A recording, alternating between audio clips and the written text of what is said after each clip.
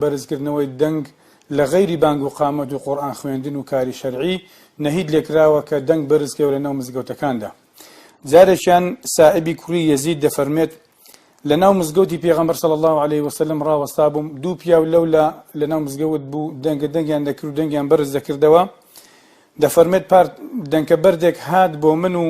منیش کە ئاوڕم دایەوە چێ بۆ ئەو دەنگە بەردەی هاویشت تەماشام کرد ئیمامی عومەرە. إمام عمر رضي الله تعالى عنه إشارة شدام بانجي كردمو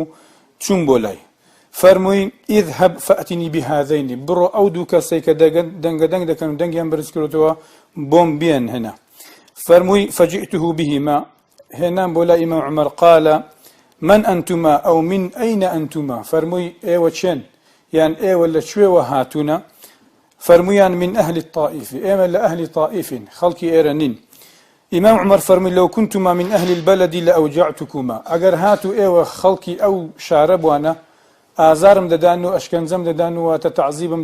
ددان لبرشي لبر يك هوكار أويش ترفعان أصواتكما في مسجد رسول الله صلى الله عليه وسلم رواه البخاري دفرمد لبناو أودا أزيتم ددان كاتيك إيوة دنگتان برز دەکردەوە لە ناو مزگەوتەی پێغەمبەردا صلی الله عليه وسلم کەواتە نەهی کراوە لە ناو مزگەوتەکاندا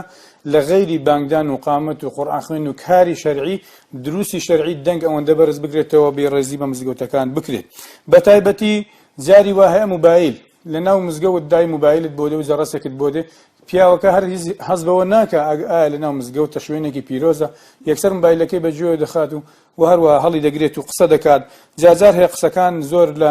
یعنی شیاو نین لە ناو مزگەوتیشدا بکرێت پیاوەکە جواب بداتەوە بە کەیفی خۆی دەنگ بەرز دەکاتەوە خەڵک لە نوێژدایە و لیان تەشویشیان بۆ دروست دەکات حتا وەکو ئەگەر نوێژ خوێن لە نوێژدا بوو قورئان خوێندنیش بە دەنگەوە دروست نییە تەشویش دروست بکرێت لەسەر نوێژ خوێن دەبێت سەوتی قورئان خوێندنەکان کەس بکرێت ئەوانەی کە قورئان دەخوێنن بە سەوتێکی کزەوە بە سەوتێکی خەفیەوە نزمەوە قورئانەکە بخوێنن بۆ ئەوەی لەسەر نوێژ خوێنان تەشویش دروست نەکات و هەروەها لیان تێک نەچێت. و هەروەها جار هەیە لە مزگەوتەکاندا